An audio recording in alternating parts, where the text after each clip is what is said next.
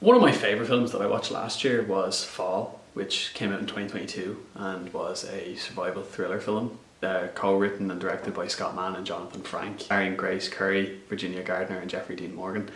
The film is about two women who climb a 2,000-foot tall tower, television broadcasting tower, before they end up becoming stranded at the top of it. The film grossed $21 million off a budget of $3 million, and naturally it received positive reviews, with a focus being on the suspense, the atmosphere, cinematography and the strength of the lead's chemistry. By keeping the cast small, the story points were short, and having a real focus on the acting itself, it did create a situation where we felt we knew the characters, and the suspense that we felt from them potentially dying was much higher than in something that would have had a larger cast, or you're expecting people to, not make it to the end.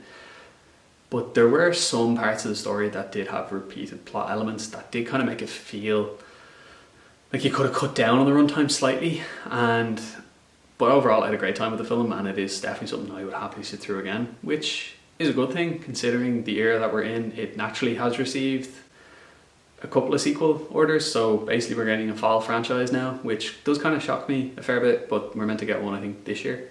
Scott Mann is going to be a producer for both and return to direct the third, which is an interesting point of view. I wonder if he's busy and can't direct the second in that case, or that they have that much faith the second will do well that they'll end up with a third automatically. The film excels at making you feel isolated, similar to that of the main characters, once they've ascended the telephone pole of doom, effectively. We begin with a cold open that shows you how one of the characters ends up meeting their demise while climbing, establishing that there is danger involved in this type of thing, and that even if you're experienced, you are still at risk, and does create an understanding for the viewer that no one is safe in this regard, that it doesn't matter how much or how long they've been climbing or the experience they have, they may not make it through. We end up in a case that the main character we have, Becky, is pressured by her friend Shiloh to climb up this telephone pole because she hasn't moved past the death of her fiance, and Shiloh believes that this is the best way to do it, and the pressure is palpable.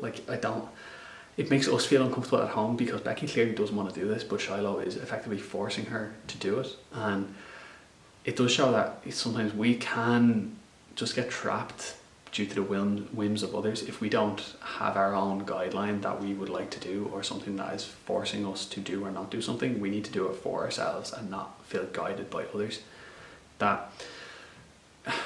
Considering there is throughout the story moments where we're going to be filled with rage and others are going to be filled with sadness, I think Mann did an excellent job of selling us the highs and lows of dangerous habits to an extraordinary degree, and demonstrating the way in which relationships can be a downfall or uplift us depending on the circumstances and situation.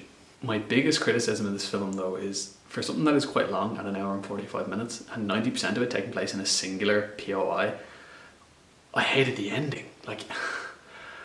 We spent so long with our two leads stuck up the telephone pole that when eventually a rescue helicopter arrives, we don't actually see a rescue take place.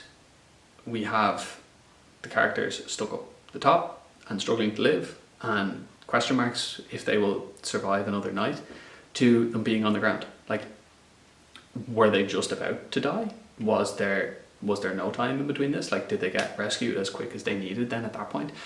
I wish the film cut down 5 minutes somewhere else to then give us 2 or 3 minutes of a rescue scene, that to feel to see the other side of it, a text being received, the immediate fear that the text shoots up the character, them doing their best to figure out how to save those who are left. How do they go about getting rescue choppers out there? What happens as they wait around? Do they immediately travel?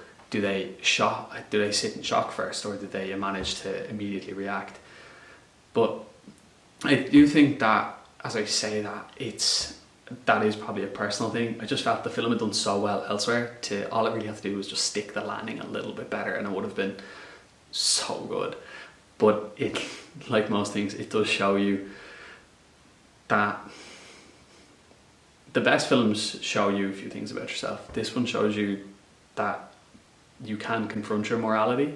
Well, you can confront your mortality, but there are definitely safe ways to do it, and this isn't one of them.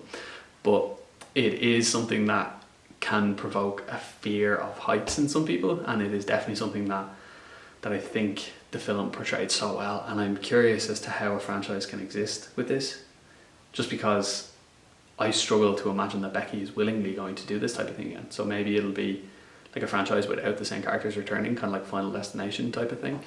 But I guess we'll have to see and find out. But Fall is definitely worthwhile watching, and I'm a bit disappointed I waited as long as I did. It was probably maybe a year and a half between hearing about it and then watching it, but great. It was a great time and definitely recommend it.